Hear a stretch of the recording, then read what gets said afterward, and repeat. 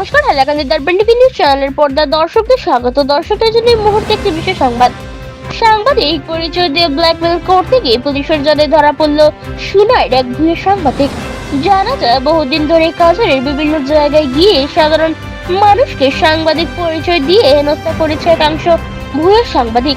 ভক্তভোগী বয়ান মতে সায়ন চৌধুরী নামের এক ভুয়ো সাংবাদিক সুনাই থানার অন্তর্গত দুমনিপাড় অঞ্চলের আপ্তরণ নেতা ছেলেকে ফোনের মাধ্যমে নিউজ সম্প্রচারের ভয় ভাবুকি দেখিয়ে 1.5 লক্ষ টাকা দাবি করে। সেই টাকা আদায় করতে শনিবার রাত 10টার সময় আপ্তারণ নেচার ঘরে গিয়ে ছেলেকে দেখে সেই সময় ছেলের মা আপ্তারণ নেচা ঘর থেকে বের হয়ে ভুয়ো সাংবাদিক শায়নের সঙ্গে কথা বললে শায়ন চৌধুরী জানায় তার সঙ্গে সুনাই পুলিশ রয়েছে এবং ডিআইজির সঙ্গে থাকা একটি তার ছবি দেখিয়ে টাকা আদায়ের জোর প্রচেষ্টা করে। পরবর্তীতে কোনো মতে 5,000 টাকা নিয়ে চলে আসে।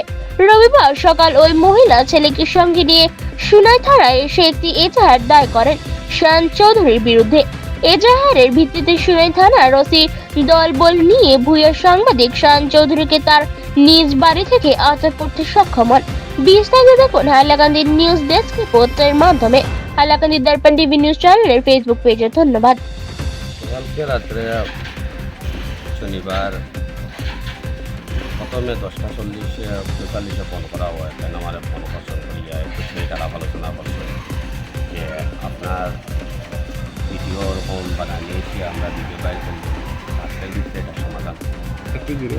তারপরে আমি অন্য জায়গার মধ্যে আমার মতন আধা ঘন্টার ভিতরে যোগাযোগ করুন। এই জায়গার থেকে গাড়ি পিছা করিয়া আমার গাড়ি হওয়ার পরে আমি দেখছি যে করে আমরা মারের সালাইয়া বলতে যে আমরাও আসলাম।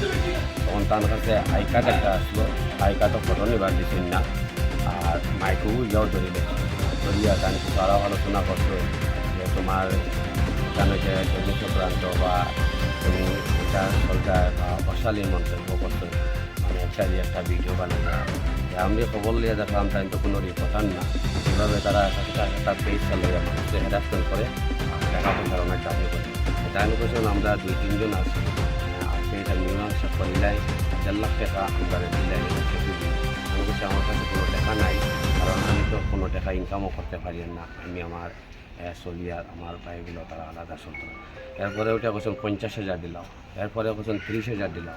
আমি কোনো টাকা দিতে রাজি হয়েছি না। আমার কোশ্চেন যে তার লগে থানা স্টাফ বা এসপি বা ডিসি বা ডিআইজি যে তান আমরা ফোনগু দেখে বয় ফাইলেছি, মুখ্যমন্ত্রীর কথাও কইছেন। আমরা তো জানি মুখ্যমন্ত্রী স্যারে যে ইলা হইলে তো আমরা তো স্যারে জানাই বাবা উঠাই নিবা। আমরা ঘটনা পুরা বুঝতে পারছি না। ডিআইজি স্যারের ফটো তার লগে জয়েন খাই আমরা বয় ফাইলেছি। বাদে তান গেলে জিগেলাম থানা স্টাফ নয় এটা কইলা কইতে রাইতে একটার সময় আপনি যে রিপোর্ট নিউজ লইয়া আইলা, এইরকম তো কোনো এলিগেশন নাই, এলিগেশন থাকলে তো আপনি এইটাতে এইরকম অ্যারেস্টের কথা আমরা তো কিছু বুঝতে পারছি না। তাহলে বয় করিয়া মানে তাই টাকা 5,500 টাকা কোন জায়গাতে ম্যানেজ করিয়া দিছ।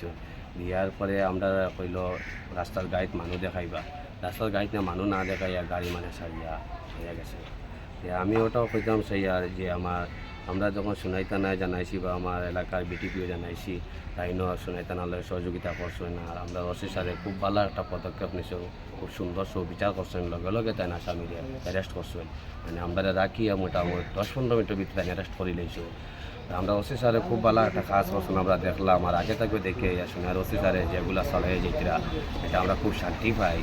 আর কাজ করিয়া আমরা এসপি স্যারও হইয়া যে এইদিকে একটু লক্ষ্য করার লাগিয়া যে অনেক পেয়ে গেলাম মানুষের সাধারণ মানুষের এইভাবে হেনস্থা শিকার হওয়া লাগে। বিগত আরও কয়েকদিন আগেও ডুমনিভার থেকে একটা নিউজ বাড়িয়েছে, এইরকম একটা রিপোর্টার আইয়া এইরকম মানে পয়সা করে দিয়েছে যে আমরা এটার মধ্যে বারবার হেনস্থা হইয়া। এখন আমরা হুমকিও দেওয়া হয়েছে। আমি তো কিছু রাস্তাঘাটে চলাফেরা করি যে প্রাণে মারার মানে হুমকি, যে আরও লোকজন তার লগে আসে। আমি এটা খুব ভয় পাইছি। কালকে রাতে তানেও কইছি যে